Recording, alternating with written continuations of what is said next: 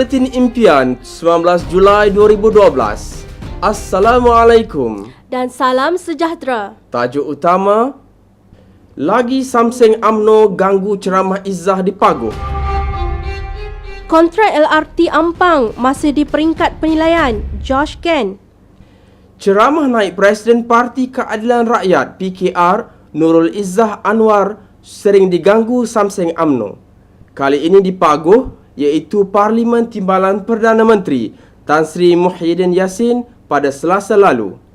Kumpulan Samseng itu memakai baju UMNO dan jati, termasuk kanak-kanak diupah membuat provokasi dengan mengibarkan bendera serta menyanyikan lagu UMNO semasa ceramah berlangsung. Mereka turut melaungkan sorakan tibai dan liwat, malahkan rentang yang tertulis PKR tiada di hati kami, hanya UMNO di hati kami dan jangan ganggu kawasan kami juga dikibar. Provokasi menjadi lebih panas sebab Izzah yang juga ahli parlimen Lembah Pantai mengambil tempat untuk berucap. Bagaimanapun, gangguan berjaya dihalang oleh petugas unit amal. Ketika berucap, Izzah meminta hadirin tidak takut dengan provokasi murahan UMNO. Tambah beliau, ini kerana kejadian seumpama ini sering berlaku apabila Pakatan Rakyat mengadakan ceramah. UMNO jangan ingat negara ini milik mereka. Negara ini kepunyaan rakyat. Jadi suara rakyat seharusnya dihormati, katanya. Katanya lagi, pimpinan UMNO sewajarnya mendidik penyokong mereka agar menghormati majlis orang. Jika tidak suka seseorang atau tidak suka parti pembangkang, mereka seharusnya tidak menghina, mengaibkan orang lain kerana Islam tidak mengajar berbuat demikian. Sebelum ini, ceramah Ketua Umum PKR Datuk Seri Anwar Ibrahim di Pekan Kuah Langkawi turut diganggu Samseng upahan UMNO dan berjaya ditangkap oleh pengerusi Solidariti Anak Muda Malaysia SAMM Kedah, Saudara Angah Habib. Sehingga kini, Perdana Menteri Datuk Seri Muhammad Najib Abdul Razak membisu apabila Pakatan Rakyat mendesak beliau mengarahkan orangnya menghentikan keganasan politik. Syarikat Josh Ken Malaysia Berhad yang dikaitkan dengan kontroversi pemberian kontrak rel tambahan transit aliran ringan LRT saluran Ampang hari ini menegaskan pihaknya masih belum menerima tender bernilai RM1 bilion itu. Pengerusinya Tan Sri Tan Kee Hock menjelaskan bahawa perkara tersebut masih di peringkat penilaian dan mungkin syarikatnya dapat atau tidak. Ketika ditanya wartawan selepas mesyuarat agung syarikat itu dipucung semalam, beliau berkata biarkan kerajaan sendiri memutuskan pemberian projek tersebut. It's not awarded yet. So let's wait for the government to award this. It may come to us, it may not come to us. Okay. But you cannot confirm or deny this, can you? No, it's not awarded yet, so I can't say anything. Malah Rafizi turut mendakwa syarikat berkenaan telah mula mencari subkontraktor untuk bersama-sama berkongsi keuntungan, termasuk konsortium Balfour Beatty Invensys yang telah memenangi bidaan tersebut tetapi disingkirkan.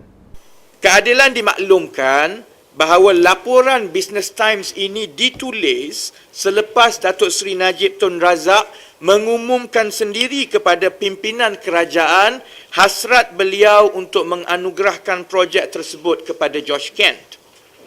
Walau bagaimanapun, campur tangan beliau itu tidak disenangi oleh prasarana kerana bertentangan dengan penilaian bidaan yang telah dijalankan oleh prasarana sebelum ini. There was a full-fledged bid evaluation.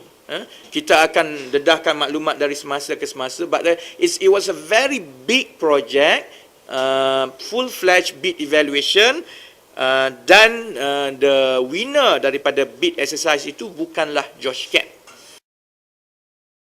Ketua Pengarah Dewan Bahasa dan Pustaka DBP, Dr. Awang Sarian, mendakwa tuntutan gabungan Jawatan Kursus Sekolah Cina Malaysia Dongzhong agar pelbagai bahasa pengantar diperkenalkan dalam sistem pendidikan bersifat chauvinistik dan menyalahi perlembagaan.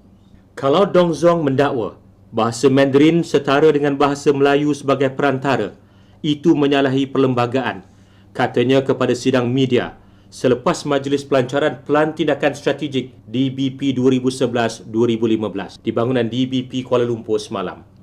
Majlis itu disempurnakan Timbalan Perdana Menteri Tan Sri Muhyiddin Yassin. Beliau berkata demikian apabila diminta menjelaskan ucapannya di majlis pelancaran pelan tersebut, antara lainnya menyebut kian nyaring suara yang mencabar kedudukan bahasa Melayu sebagai bahasa kebangsaan, bahasa rasmi dan bahasa pengantar utama sistem pendidikan kebangsaan. Beliau bercakap tentang Perlembagaan dan Akta Pendidikan 1996 yang menetapkan bahasa kebangsaan sebagai pengantar utama sistem pendidikan, bukan mengkritik orang Cina, sebab rakan Cina beliau pun ramai yang faham. Katanya dari segi setara, bahasa Mandarin juga bahasa dunia, tetapi negara ini bahasa utama bahasa Melayu yang merupakan milik orang Melayu, Cina, India, Kadazan dan milik semua. Katanya, tuntutan mengakui kedudukan bahasa Melayu sebagai bahasa pengantar itu tidak bermaksud menyekat pengajaran bahasa Mandarin dan Tamil dalam bahasa tersebut. Awang berkata, kalau mengajar Mandarin tentulah dalam bahasa Mandarin dan tidak ada siapa suruh mengajar Mandarin dalam bahasa Melayu. Sementara itu, Naib Pengerusi Lembaga Pengelola DBP, Profesor Datuk Dr. Muhammad Sahleh Yaqpar pula menyifatkan tuntutan Dong Zhong itu sebagai pelik kerana kumpulan itu sepatutnya maklum bahawa ia bertentangan dengan perlembagaan. Katanya, Dong Zhong hendak supaya dasar monolingual menjadi multilingual yang jelas bertentangan dengan dasar bahasa kebangsaan. Sebelum ini, Dong Zhong mahu bahasa Mandarin menjadi bahasa pengantar utama di sekolah jenis kebangsaan Cina di seluruh negara. Adam Hamid, pengarah filem dan juga pelakon terkenal, mengumumkan penyertaan beliau sebagai ahli PAS seumur hidup dalam Himpunan Hijau peringkat wilayah persekutuan 15 Julai lalu. Pelakon filem Pontianak Harum Sundal Malam 1 itu juga menyatakan beliau sudah lama bersama Pakatan Rakyat sejak 1998 lagi dan pernah bermandikan bom asap, gas pemedih mata dan air kimia bersama-sama rakyat dalam siri-siri demonstrasi sebelum ini. Katanya lagi, hasrat beliau menyertai PAS adalah kehendak sendiri dan ramai rakan artis sebenarnya menyokong Pakatan Rakyat. Perkara ni, tapi sebelum ni kan kita selalunya kita takut. Kita takut di blacklist, takut itu, takut ini kan. Jadi setelah akhir-akhir ni dalam 2 tahun ni, hampir 2 tahun ni saya dah fikir masak-masak dan saya memerlukan satu arah, satu kepimpinan yang boleh membawa kita untuk membantu kita ke arah akhirat juga.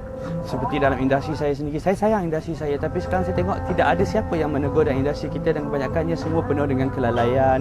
Ya, banyaknya benda yang kita buat tidak ikut syariat apa semua kan. Jadi saya rasa artis-artis kat luar sana pun akan sokong dengan apa yang saya cakap. Nanti kalau kita syuting nanti kita ikut syariat, kita ikut apa yang Allah suruh. Ya, semua orang tutup aurat macam TV Hijrah buat sekarang ni kan. Saya rasa kalau semua stesen TV buat macam tu, saya rasa semua orang akan lebih gembira dengan sebab apa, rezekinya yang diorang dapat tu akan lebih berkat. Dan itulah karenanya saya hari ini saya membuat keputusan untuk menyerahkan borang sebagai ahli PAS seumur hidup kerana saya ingin mengikut jejak langkah di mana sahabat-sahabat Rasulullah dulu menyokong atas kepimpinan Rasulullah, kepimpinan Islam, dan begitu juga sekarang dengan ulama-ulama yang ada sekarang adalah orang kata penerus perjuangan Rasulullah. Dan saya demi Islam, sayangnya kehidupan selepas kematian nanti untuk di akhirat. Jadi saya hendakkan semuanya sahabat-sahabat saya nanti semuanya diridai Allah dalam kehidupan seharian kita, insya-Allah. Sebenarnya saya pernah bermandikan bom asap, air gas pemedih mata dan air kimia tu semua kan. Saya pernah merasai benda tu semuanya. Tapi sebelum ni kebanyakannya saya tampil dengan orang kata orang tak tahu penampilan saya, orang tak sedar saya datang, kebanyakannya saya tutup muka atau apa. Jadi sokongan tu sentiasa sebenarnya kepada pembangkang terutama di lembah pantai. Sokongan terhadap PKR Lembah Pantai sebenarnya sejak daripada tahun 98 lagi saya banyak involve dengan PKR Lembah Pantai. Dan ini je kebetulan setelah kehidupan saya juga berhijrah dan saya memilih PAS. Tidak semestinya bila saya pilih PAS saya tinggalkan PKR. Saya tetap bersama dengan Pakatan Rakyat, insya-Allah. Tidak, sebenarnya saya yang sentiasa mempengaruhi orang dekat lokasi saya. Boleh tanya setiap artis, dah lama bertahun mereka kenal saya. Daripada dulu mereka tahu siapa saya. Saya sentiasa bercakap tentang pembangkang atau apa di set saya tanpa saya rasa takut. Hari ini saya datang sini pun semua artis-artis saya tahu saya datang sini. Hari ini kita on break semata-mata kerana saya datang sini. Dan mereka menyokong. Semua mereka tidak berani ke depan, itu saja. InsyaAllah ramai artis yang menyokong sebenarnya pada PR ni. Sementara itu, 3 lagi bekas pegawai tinggi kerajaan menyerahkan borang keahlian PAS di Himpunan Hijau Peringkat Negeri Selangor pada 16 Julai lalu. Mereka ialah bekas pengarah kanan Lembaga Pertubuhan Peladang Abdul Rahman Taib, bekas timbalan Ketua Setiausaha Kementerian Dalam Negeri Datuk Ismail Hamzah dan bekas pengarah Perhubungan dan Sumber Manusia di JAKIM Yusof Hassan. Borang diterima oleh Timbalan Presiden PAS Muhammad Sabu. Abdul Rahman dalam ucapannya mewakili rakan-rakan memberi jaminan kepada rakyat bahawa Pakatan Rakyat mempunyai pakar dalam pelbagai bidang untuk menerajui Putrajaya berdasarkan sokongan pelbagai pihak, salah satunya daripada golongan kaki tangan kerajaan. Tambahnya lagi, ketika berada di dalam kerajaan, mereka juga merasai tekanan dan penyelewengan pihak kerajaan yang ada dan sekarang sudah tiba masanya semua pihak bergabung meruntuhkan kerajaan yang zalim ini. Menjelang pilihan raya umum ke-13, semakin ramai artis dan tokoh-tokoh pemimpin mengisytiharkan penyertaan mereka ke dalam PAS dan Pakatan Rakyat. Fenomena ini bukti jelas pelbagai pihak inginkan perubahan dalam teraju kepimpinan politik di Malaysia.